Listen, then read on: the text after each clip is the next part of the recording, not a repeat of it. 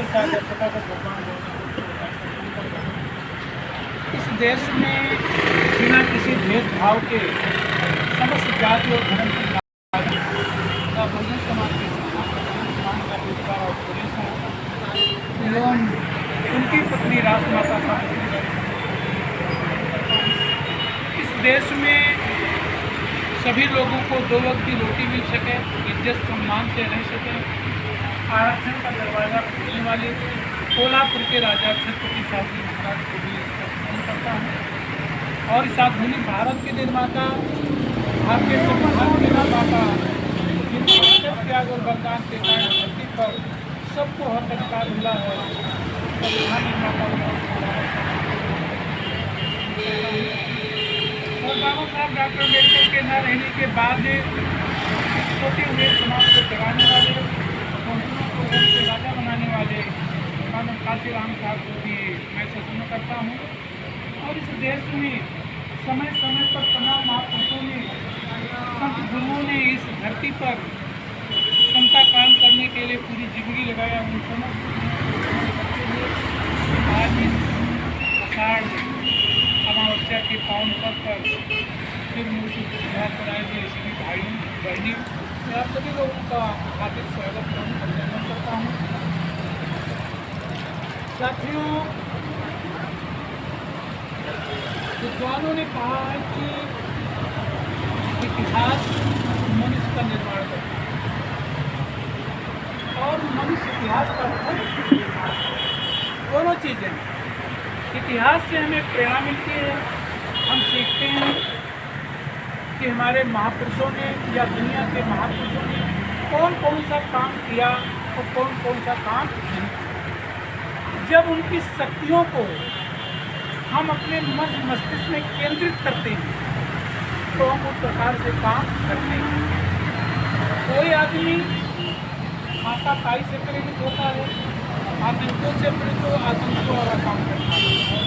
जो इंसान देश में महापुरुषों के विचारधारा, जो महान विचारधारा है, चाहे वो तथागत गौतम बुद्ध हो, बाबा साहब डॉक्टर अम्बेडकर हो, छत्रपति साहू जी महाराज हो, पेरारी में सामान नायकर हो, जिन महापुरुषों ने प्रकृति के नियमों को मानने की कोशिश की, जिसको बुद्ध ने कहा एक तो धम्मो सनातन, यानी यही सनातन धर्म है।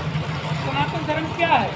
सनातन धर्म के बारे में तथागत बुद्ध और महाबुद्ध ने क्या है कि जो प्रकृति का धर्म है, जो प्रकृति का मार्ग है, वास्तव में वही सनातन धर्म है। पानी बरसेगा तो ऐसा नहीं कि बड़े आदमी के खेत में गिरेगा, हमारे खेत में नहीं गिरेगा। सूर्य निकलेगा तो उसकी किरणें समान रूप से जो भी उसके सामने आएंगे, चाहे वो अच्छा हो, चाहे वो बुरा हो, चाहे वो गंदा हो, चाहे वो कुछ हो, उसकी किरणें समान रूप से सब पर पड़ती हैं।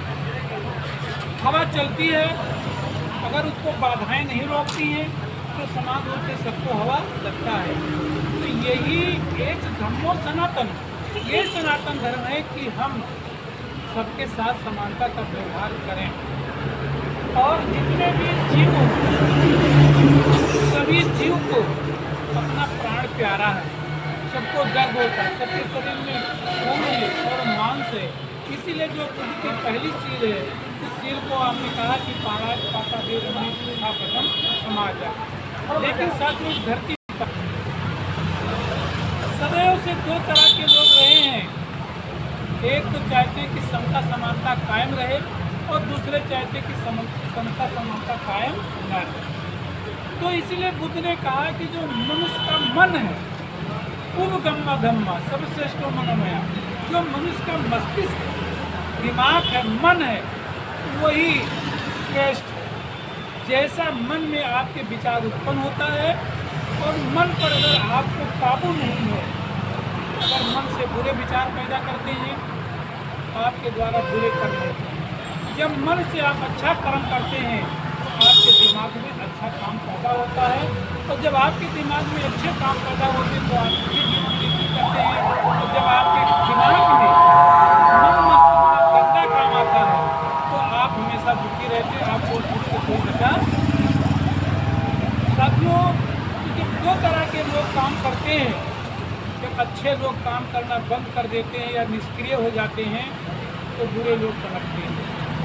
हम पिक्चर देखते हैं, सीरियल देखते हैं, आप देखते हैं कि जो खलनायक होता है, आप कभी कभी देखते हैं कि हीरो आपका बिल्कुल पराजित हो गया, तो बिल्कुल नष्ट होने के कगार पर है, लेकिन अंत में विजय किसकी होती है? जो नायक होता है, जो हीरो होता है। हीरो का मतलब यह है कि जो सदकर्म करता है, तो इंसान को जब भी आगे बढ़ा पाएगी तो वो सदकर्म ही बढ़ाना। लेकिन इस कर्म को कौन करेगा?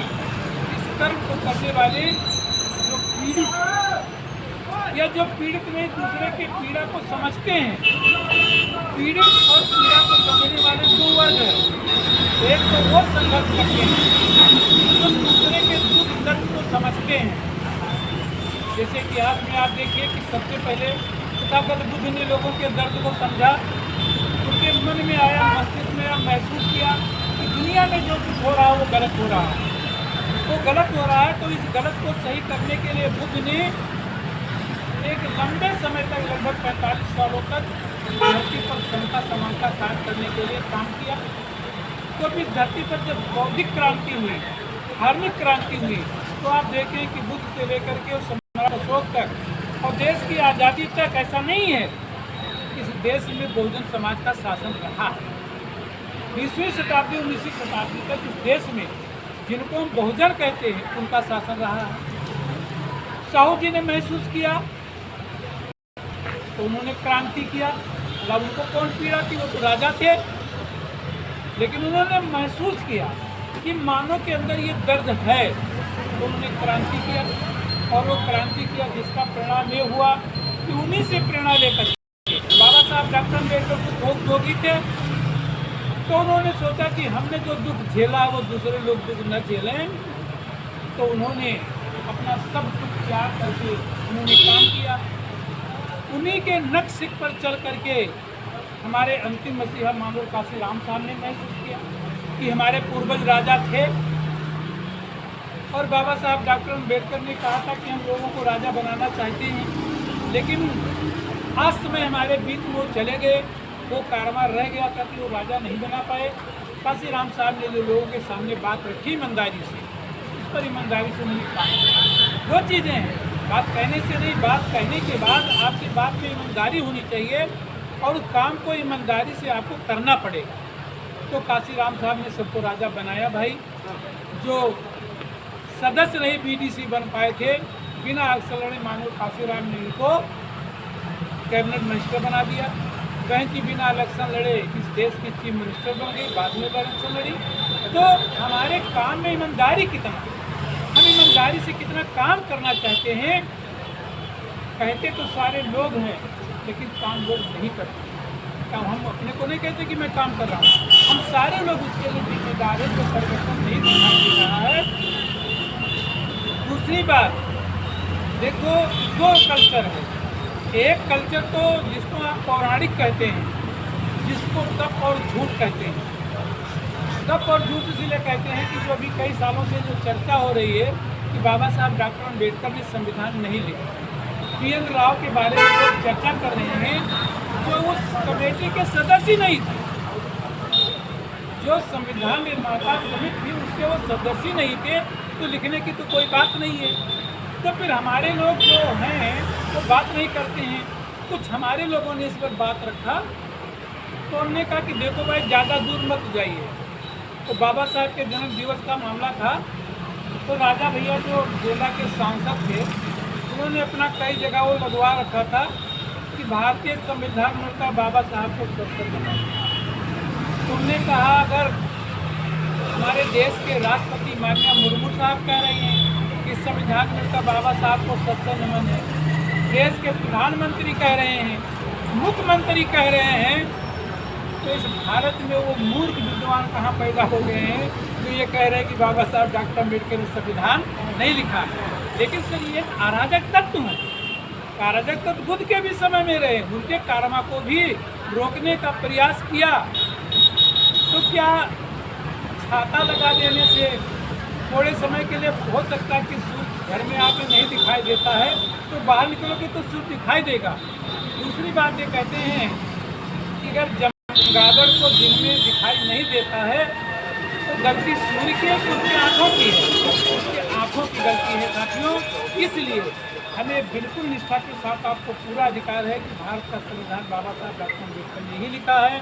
उसी के वो अध्यक्ष थे, उसके जितने भी सदस्य थे उनको कोई ज़रूरत नहीं थी, क्योंकि उनकी तो लड़ाई ही थी कि हमारा संविधान पहले से मनुस्मृति बना है, इसलिए वो मनुस्मृति को ही अपना विधान मानना चाहते थे। जिस पर आरएसएस के लोगों ने प्रमुख रूप से काम किया और बाबा साहब के संविधान का विरोध किया।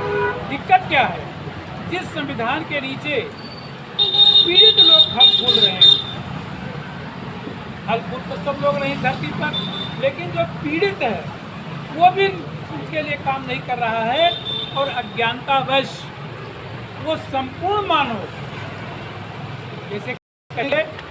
जैसे औरत किसी भी जात की धर्म की होती, उसको समाज में कोई अधिकार नहीं, चाहे वो ब्राह्मण की हो, चाहे राजा की हो, चाहे क्षत्रिय की हो, चाहे बनिया, कोई अधिकार नहीं था, लेकिन संविधान उनको अधिकार दे रहा है।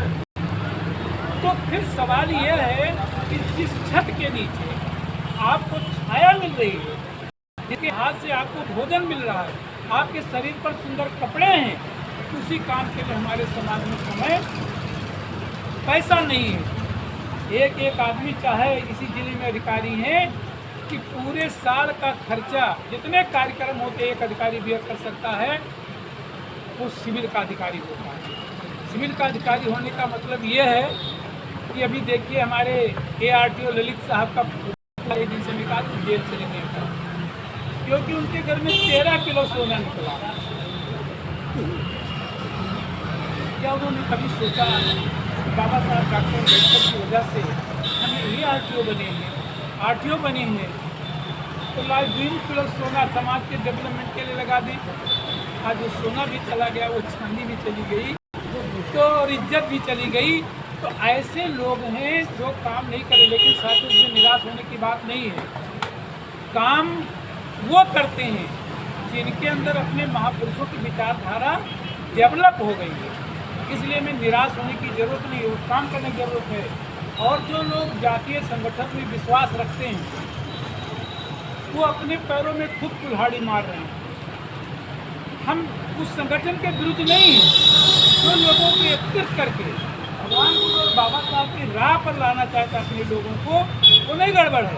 गड़बड़ वो है जो जातीय संगठन बना करके खुद और अम्बेडकर के राह से भटका करके उनको दूसरे लाइन पर लेना जाना चाहते हैं, और अपने को हर व्यक्ति अपने जातीय सर्वोच्चता में जिंदा रहता है।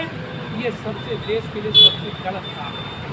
रही बात मानिए भाई, हमारे मीडिया प्रभारी जी ने बहुत अच्छी बात कहा है, तो साथियों शादी विवाह क्यों हो पा रहा है? शादी विवाह इसलिए नहीं हो पा रहा है कि जब तक हमारे अंदर बुद्धवाद और अम्बेडकरवाद पैदा नहीं होगा, मंचों पर तो साहस होगा, हम लंबी चौड़ी बात करेंगे, लेकिन जब मौका पड़ेगा तो लोग इनकार करेंगे। हम बहुत पहले की बात बनाते हैं, सन 82 की बात है। इटौना में एक कार्यक्रम लगा हुआ था, माननीय श्यामलाल पथरकर उस समय जो भजन संघ चलता था, पहली बार हमें भी मंच पर खड़ा होने का मौका मिला था। तो पंजाब में एक पथरकट समाज के लोग थे, तो वहाँ जाति तोड़ो शादी करने की बात चल रही थी। तो वहाँ के वो सांसद थे, हमारे कैसे वाल्मीकि समाज के थे, तो उन्होंने कहा भाई हम अपने बेटी की शादी अंतर जातीय शादी करना चाहते हैं, जो लोग इच्छुक हो हाथ उठाओ। तो उसमें निश्चित रूप से जो सांसद थे, पढ़े लिखा परिवार था, तो तमाम लोगों ने हाथ उठाया।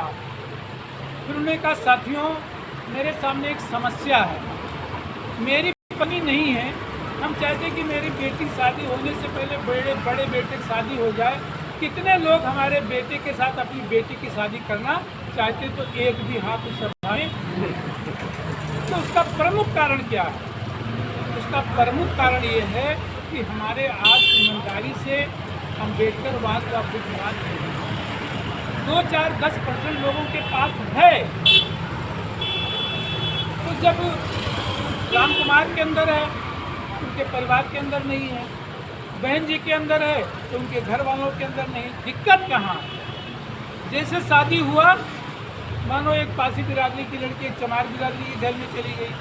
अब जब वो अपने ससुराल जाती है तो कहा कि उनके घर वाले वह पसीनियाँ आएंगे, वह पसीनियाँ आएंगे, वह कुर्मिनियाँ आएंगे, वह चमनियाँ आए हो। चलो देखो, मतलब अपना नट जैसे घूमती हैं, उनका शरीर देख लो तो अपना नट घूमती, उनको उस पर चिंता नहीं है।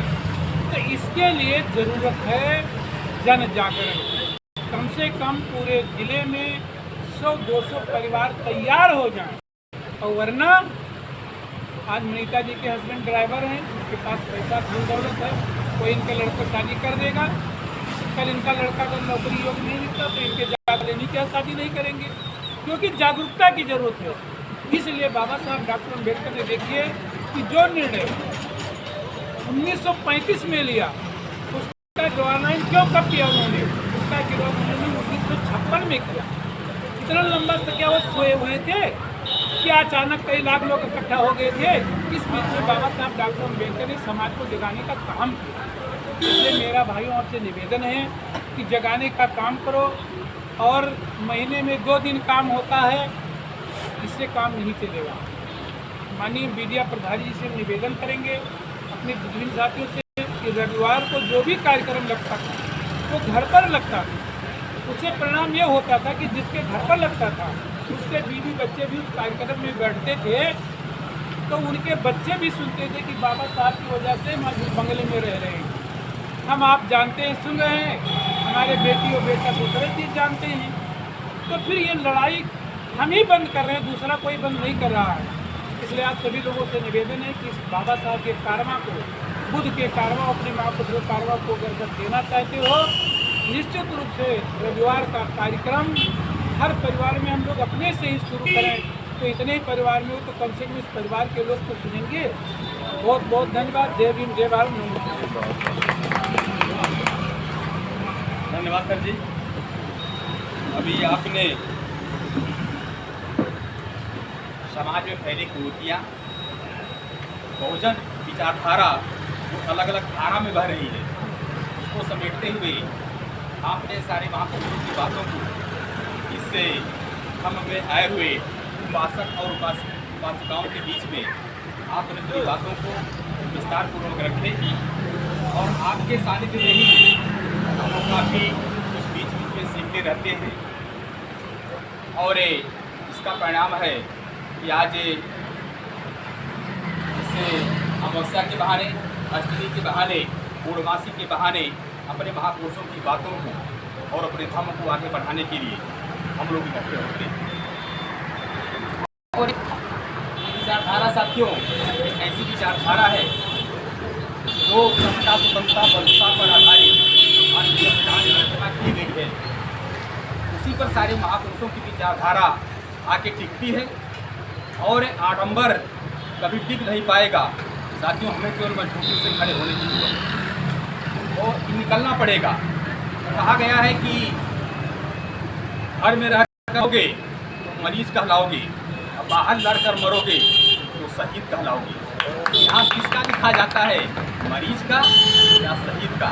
जैसे राव साहब ने अभी जो अधिकारी पकड़े गए उनके बारे में बताए, तो ऐसे तमाम हमारे समाज के लोग हैं जो डर बस अपने को फोकस नहीं करना चाहते हैं कि मैं फला या फला समाज का व्यक्ति हूँ। हमारे समय को देखते हुए इसी विचार धारा को आगे बढ़ाते हुए मिशन को गति देते हुए